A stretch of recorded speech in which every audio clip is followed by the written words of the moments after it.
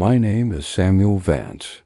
For 19 years, I worked as a night shift infrastructure monitor for the Appalachian Transit Authority. Our facility was buried 300 feet inside the solid granite of the Blue Ridge Mountains in Virginia. Officially, we were managing the automated freight rail networks that move coal and industrial cargo through the mountain ridge. But the lowest level of our bunker, Sector 32, was funded directly by the Defense Advanced Research Projects Agency. We monitored thousands of miles of deep crust tunnels that didn't appear on any civil engineering maps. Tunnels that were bored in the winter of 1982 using classified high-energy plasma drills. I never asked what the military was transporting through those pitch-black subsurface veins until the morning of November 12, 2025. It was exactly 3:40 a.m. when the seismic resonance arrays triggered a Level 4 system alert. A resonance array doesn't record earthquakes. It measures the density of the spatial fabric inside the tunnels. The sensor showed that a 100-mile stretch of track between Sector 32 and the dead zone was expanding, not because the rock was moving. The physical distance between the stations was stretching while the steel rails remained the same length. I ran to the main control terminal to check the live optical scanning feeds from the automated cargo train Alpha 7. The train had entered the tunnel an hour prior, moving at a steady speed of 40 knots. But the digital telemetry data on my screen was completely glitched out.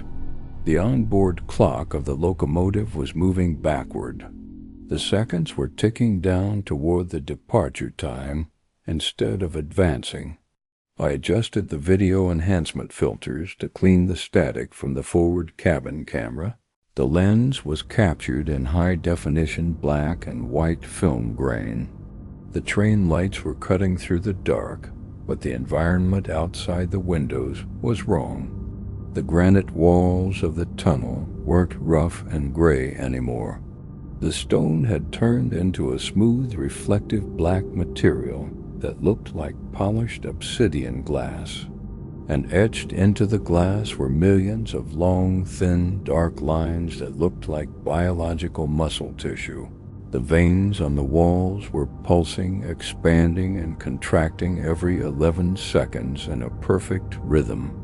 The train wasn't moving forward through the mountain. It was being drawn backward by the pulse of the stone.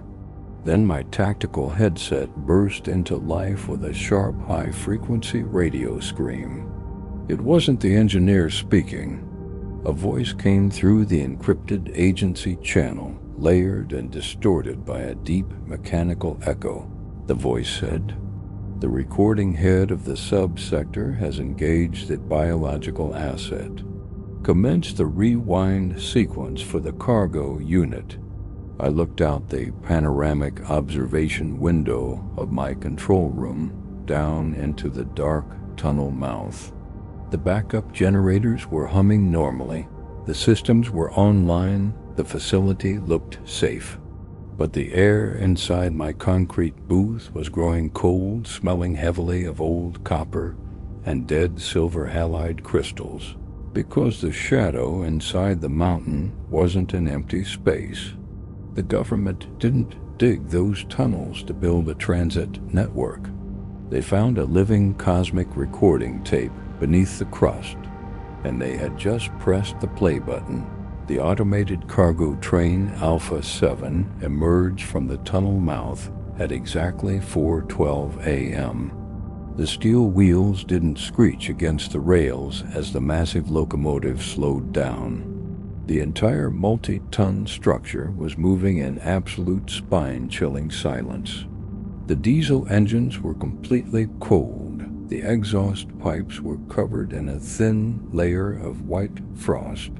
I grabbed my handheld flashlight and walked down the steel catwalk toward the arrival platform. The headlights of the train were glowing with a strange dim violet illumination instead of bright white. I approached the reinforced glass windows of the primary control cabin. The engineer Thomas and his assistant Marcus were still sitting in their high-back leather seats. Their hands were resting on the manual brake levers. Their eyes were wide open, staring straight ahead. But their faces looked terrifyingly smooth, like all the lines of stress and age had been erased from their skin. They looked 20 years younger than when they had boarded the cabin 3 hours prior. I tapped the heavy glass with the iron casing of my flashlight, screaming their names through the static. They didn't turn their heads, they didn't blink their eyes, they didn't acknowledge my presence. Then Thomas slowly raised his left arm to check his mechanical wristwatch. The movement of his joints looked completely wrong, like a video file being played in reverse. His fingers moved backward, his muscles contracting in an inverted biological sequence. I looked down at his watch through the window pane, and my stomach turned with a sudden wave of nausea. The gears inside the mechanical watch were spinning counterclockwise at an impossible speed. The second hand was flying backward, wiping out the hours row by row, layer by layer. Then Marcus opened his mouth to speak, but no sound came out into the cabin air. Instead, the air around his lips began to warp and ripple like heat rising from hot asphalt. A layered, distorted sound burst directly inside my tactical headset element. It wasn't a human phrase spoken forward. It was a human voice played in reverse, a chaotic mix of backwards phonemes and inverted vowels. I pulled the emergency release valve on the side of the cabin door to break the vacuum seal. The thick steel hatch swung open, releasing a heavy wave of cold air that smelled of old sulfur and ozone. The moment the air connected, Thomas turned his smooth, youthful face toward me. A single drop of thick black silver fluid was running upward from his lip back into his nose. He looked at me with pupils that were completely dilated, filling his entire eye sockets with darkness. And inside my skull, his voice resonated clean, clear, and completely stripped of all human emotion. The voice said, "The rewind protocol has successfully processed the biological memory drives. The assets are now prepared for the secondary loop. Now check the cargo containers in the rear sector." The air around the rear cargo containers was thick and white like frozen steam. I walked down the concrete platform, my boots clicking loudly in the absolute dead silence. The thick steel locks of the third container were covered in a heavy pattern of dark frost. I raised the manual iron crowbar and smashed the security seal with all my strength. The metal latches didn't jump forward, they slid backward out of the sockets like a smooth film transition. I pushed the heavy double doors of the compartment open and stepped into the pitch-black interior. The beam of my flashlight cut through the fog, illuminating 12 heavy wooden shipping crates. These crates had been retrieved from a deep military storage facility under the Nevada Salt Flats. Officially, they were listed as old mechanical spare parts from the 1950s. But as the light hit the raw pine wood, I realized the fiber of the trees looked freshly cut. The sap was still leaking from the grain, smelling of fresh pine and wet earth, like the wood was getting younger with every second it spent inside the black obsidian tunnel. I pried open the top lid of the first container box and nearly dropped my flashlight into the dark. Inside the straw padding lay a human artifact from the early Cold War era, a military flight suit from 1952, complete with a leather helmet and oxygen mask. But the suit wasn't empty.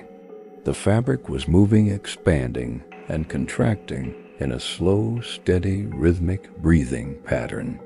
I reached out my hand and pulled the heavy leather mask away from the rubber seals.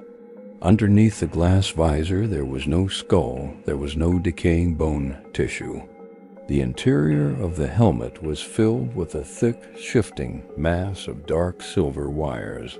The wires were woven into the perfect geometric shape of a human brain and spinal cord. And in the center of the mass, a single mechanical speaker element was pulsing with a faint violet light. The speaker didn't emit electronic static or radio hum. It emitted the sound of a young boy crying for his mother inside a dark room, a recording that had been captured 70 years ago and was now playing back in perfect high fidelity. Then the heavy steel doors of the cargo container slammed shut behind my back on their own. Total darkness, total isolation, save for the glowing violet light of the mechanical brain. The portable data recorder on my tactical belt clicked, and a single system notification flashed red. The text on the small screen read, "The accumulator has reached minimum entry age. Begin reconstruction of the temporal cores." I pressed my back against the pine wood crates, my breath choking in my throat. The entities inside the mountain weren't using spacecrafts to invade our territory. They had turned the deep crust of the earth into a physical editing room, and humanity was just the old tape being spliced and rewritten in the dark. The crying sound from the wooden box stopped instantly. The silence inside the closed container felt heavier than the granite mountain above me. The dark silver wires inside the leather helmet began to vibrate with a low metallic hiss. They were sliding out of the straw padding like a swarm of long, thin metallic worms. I threw my weight against the heavy steel cargo doors, kicking the iron latch with my boot. The lock didn't budge, it felt fused into the frame like a solid piece of cast metal.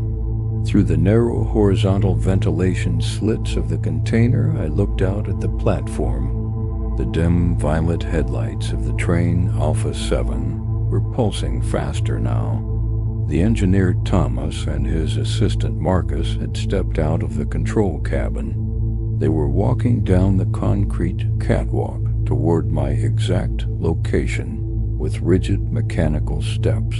Their limbs were moving in that inverted, unnatural sequence, their fingers twitching backward, and their faces were no longer youthful or smooth. The skin on their cheeks was actively dissolving, melting away into a thick black silver liquid oil, revealing the intricate matrix of glowing violet wires and silver speaker elements beneath the flesh.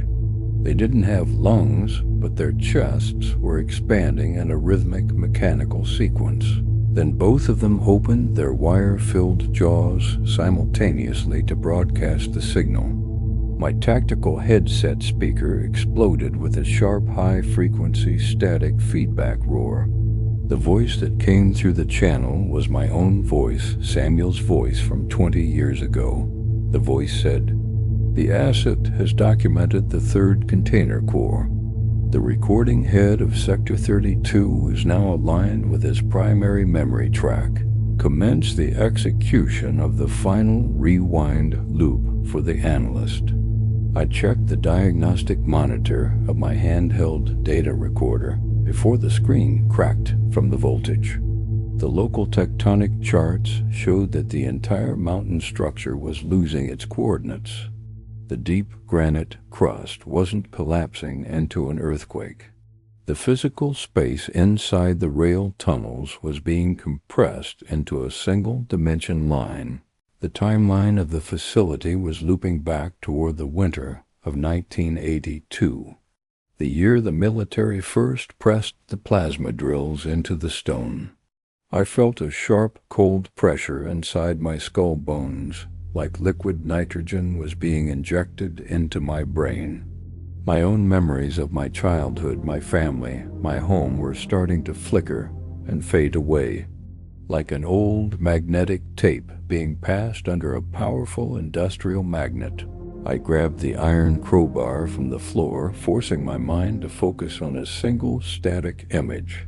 The face of my wife, the date of our wedding, the sound of the rain outside our house.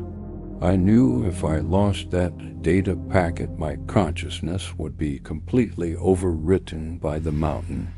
The wires from the wooden box were already crawling up my boots, wrapping around my knees. And inside the dark compartment, the mechanical brain began to hum with a deafening volume. The iron crowbar in my hand felt heavy and cold like solid ice. The dark silver wires were crawling up my thighs, tightening their grip around my waist.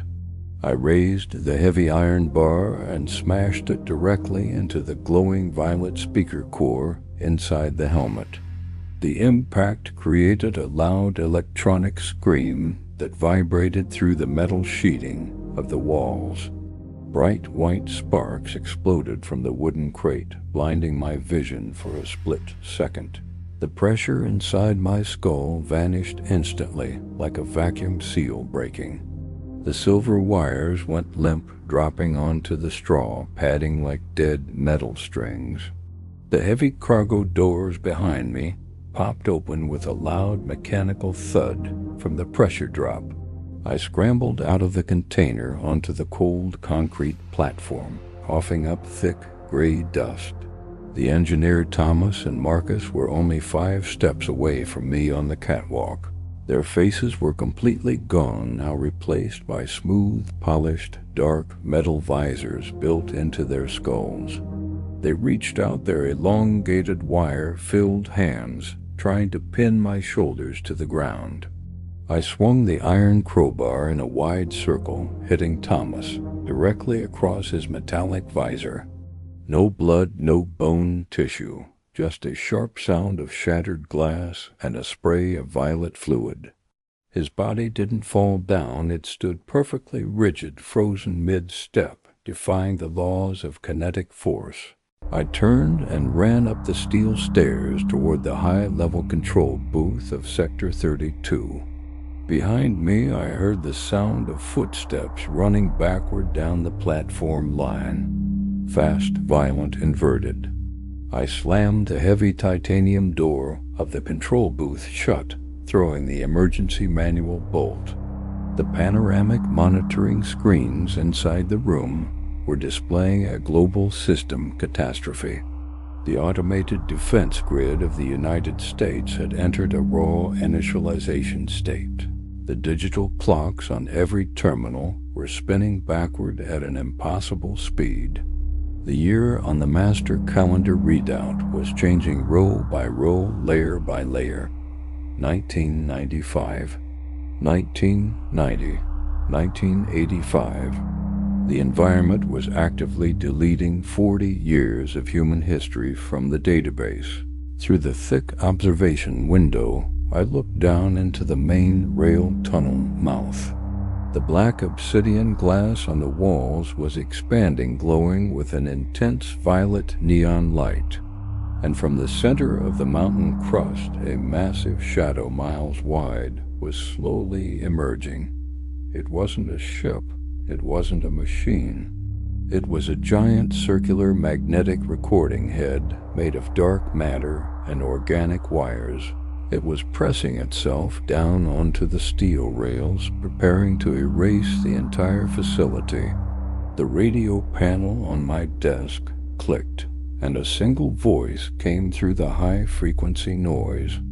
It was the voice of my own father, who had worked as a plasma drill engineer in 1982. He said, "Samuel, you must not look at the rotation of the main core. The government didn't dig the mountain to build a rail line. They found the end of the world, and they have been rewinding the tape every 40 years to stop the final execution." The voice of my father faded out into a low-frequency sub-bass hum. The titanium door of the control booth began to warp and click under an immense pressure. The master calendar screen on my dashboard terminal finally stopped its backward countdown. The digital numbers stayed solid green, displaying the date November 12, 1982. Every modern flat-screen monitor inside my concrete booth flickered and died instantly, replaced by old retro cathode ray tube monitors that emitted a loud static buzz. The modern digital logs on my desk vanished, turning into old yellow paper folders. The language of the system interface was no longer modern network code. It was a raw, primordial assembly language written in green phosphor lines. I walked toward the secondary backup terminal to check the status of the plasma drills.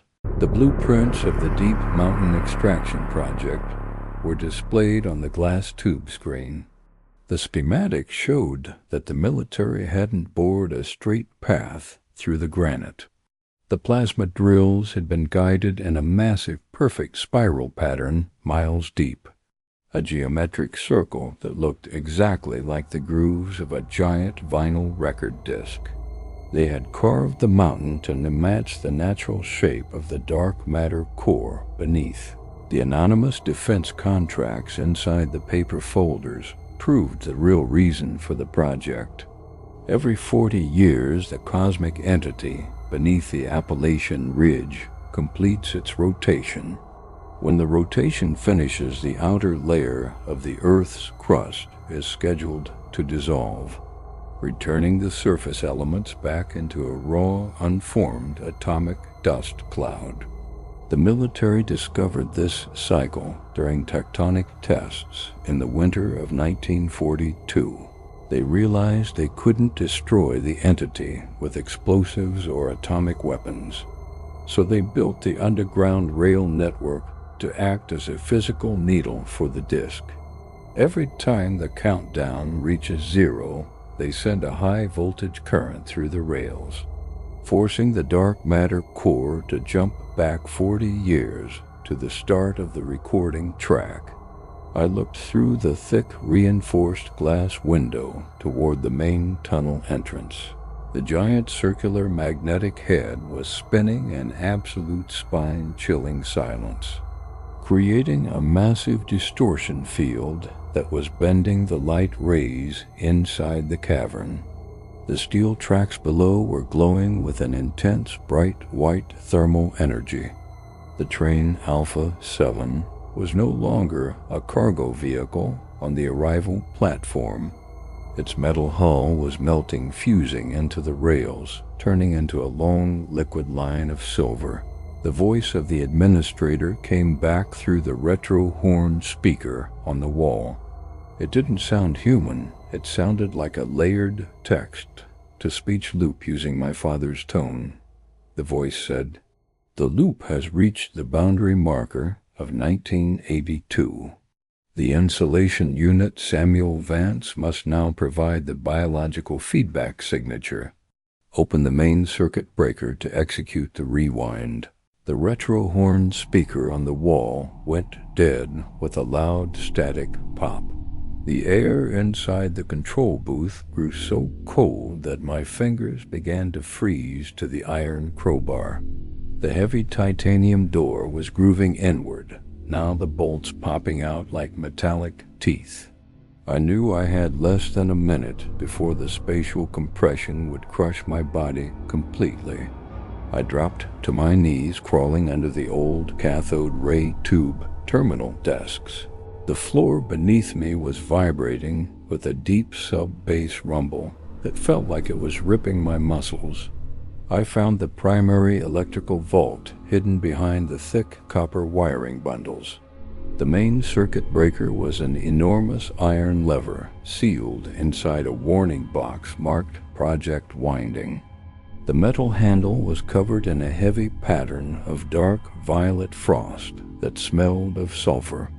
I reached out my hand and grabbed the iron lever with both palms, using my entire weight.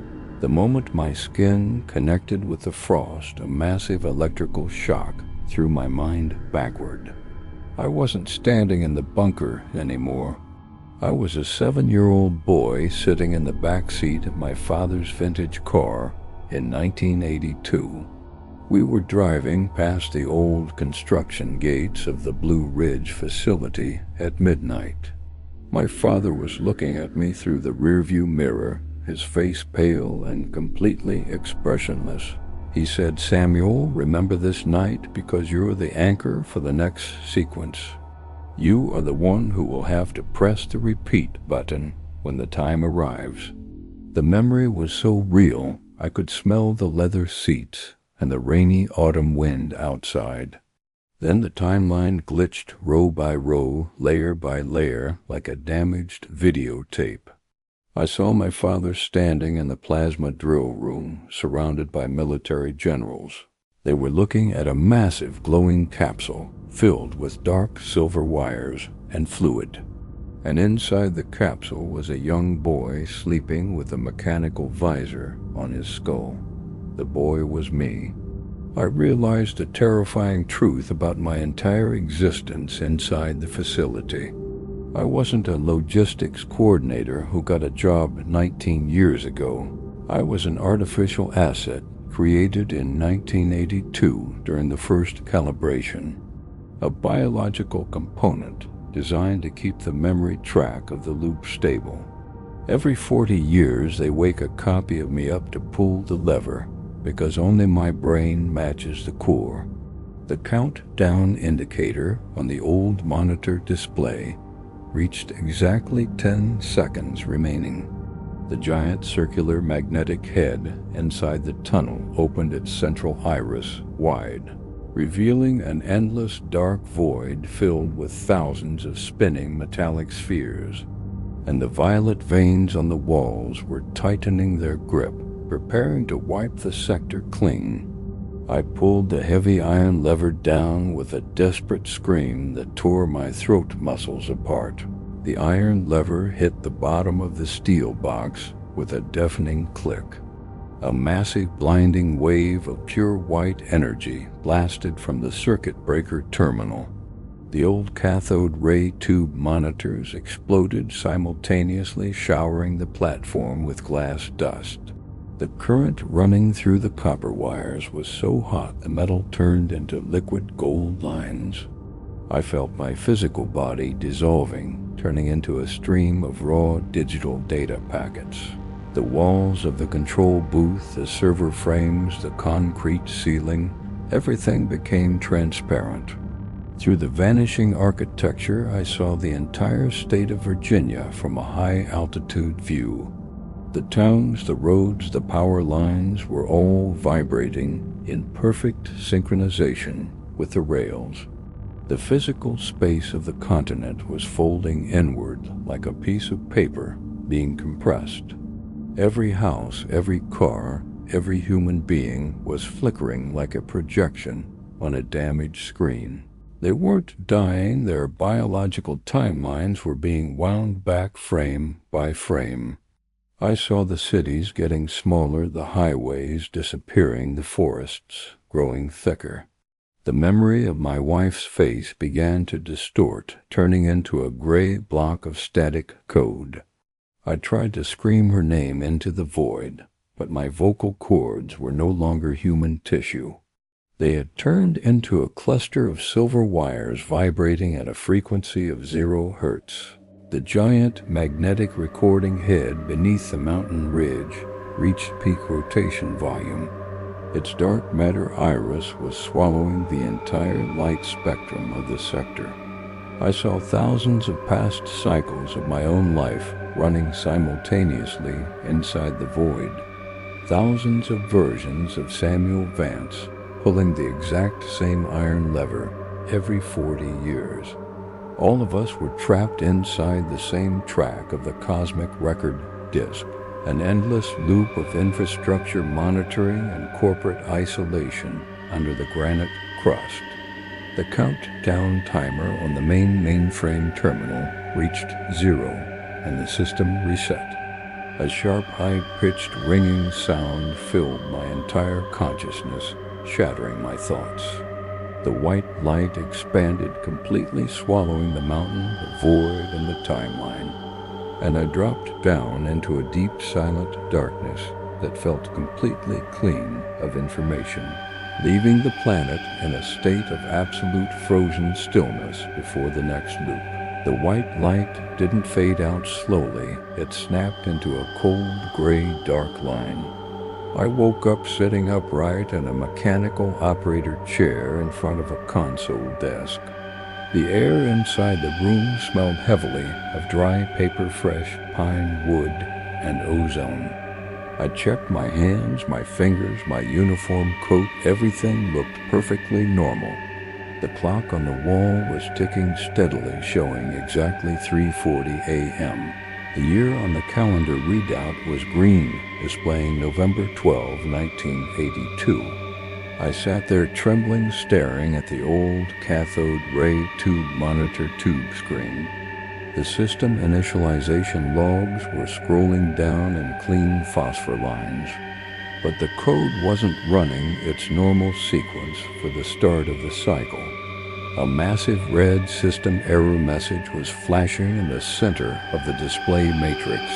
The text read, "Track data inversion detected. Sector 32 is out of calibration. The needle has deviated from the groove." I looked through the thick, reinforced glass window toward the main tunnel entrance. The automated cargo train Alpha 7 was sitting on the arrival platform below, but the locomotive wasn't covered in white frost or frozen steam anymore. The entire steel hull of the train was actively vibrating, moving left and right, like a digital image losing its stabilization frames on a broken tracking reel. The doors of the rear cargo containers burst open simultaneously with a loud crash, and from the interior compartments the wooden shipping crates were being thrown out. They hit the concrete platform, shattering into pieces of fresh pine splinters. But inside the straw padding there were no flight suits or wire-filled helmets. The crates were filled with thousands of physical photograph prints and magnetic tape reels, the historical archives of the future cycles we had just erased from the timeline, the photos of my wife, the documents from 2025, the modern world. They were spilling across the tracks like a massive river of discarded data garbage. Then the heavy steel door of my control booth began to click from the corridor side. Someone was entering the manual security combination code on the external keypad. The mechanical lock turned with a slow, deliberate, heavy grinding noise. The door swung open, and my father stepped into the room holding a plasma drill manual. His face looked completely normal. His eyes were clear. His uniform was pristine. But as he walked toward my desk, I realized his shadow on the wall was wrong. The shadow didn't duplicate his movement. It was moving in reverse sequence. When he took a step forward, the shadow on the basalt stone took a step backward. He looked at me with an empty, calm expression and opened his wire-filled jaw. And when he spoke, his voice was a chaotic, layered mix of my own voice and his voice. The voice said, "Samuel, you pulled the lever too early during the compression phase. The recording head has scratched the surface of the biological memory core. The loop cannot return to the starting marker of 1982 anymore. The tape is ripping Samuel, and the predator behind the wall is looking through the tear." My father's shadow on the wall grew taller, expanding into the ceiling panels. The green phosphor text on the old monitors began to bleed downward like melting wax. I stood up from my operator chair, backing away toward the panoramic window glass. Outside the booth, the entire cavern of Sector 32 was losing its physical matter. The solid granite walls were tearing apart into long vertical strips of empty black void. The steel rails below were twisting, bending upward like long iron tentacles stretching into the dark. The river of photographs and magnetic tapes on the platform was floating weightlessly into the air. I looked at one photo as it drifted past the thick observation pane of my booth. It was a picture of my wife sitting on the porch of our house in North Bend, but her face inside the frame was actively changing, turning into the face of a stranger, then turning into a blank field of gray digital static tracking noise. The timeline was no longer looping. It was unraveling completely, like a tape caught in a broken gear. I turned back to my father, but he wasn't standing near the console desk anymore. His physical uniform had dissolved, leaving only a complex skeleton of dark silver wires. The silver needles around his visor element were vibrating at an impossible speed, creating an intense heat. And inside my skull, the collective voice of every past cycle echoed with a final deafening roar. The voice said, "The recording track has permanently corrupted Samuel. The insulation has failed to maintain the spatial balance of the inner layer. The core must now execute the total deletion of the biological memory database." I threw my weight against a panoramic window pane, smashing the thick glass with the iron crowbar. The heavy glass shattered into thousands of crystal pieces that didn't fall down to the floor. They floated outward, drifting into the endless black void that had swallowed the tunnel mouth. I jumped out through the broken frame, leaving the concrete control booth behind me. No gravity, no weight, no physical pressure, just a sensation of falling through an empty database. When I opened my eyes one final time, I was no longer inside the mountain or the bunker. I was standing alone in the middle of a massive, desolate, gray desert plain under a purple sky. There were no mountains, no cities, no roads, no signs of human civilization anywhere on the horizon.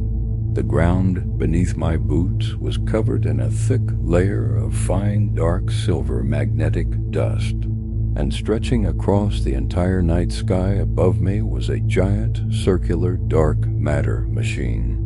The massive recording head, miles wide, was completely motionless, its central iris open wide, and millions of long, thin, black liquid cables were hanging limp from its core toward the sand, like an abandoned editing room left behind after the project was permanently canceled.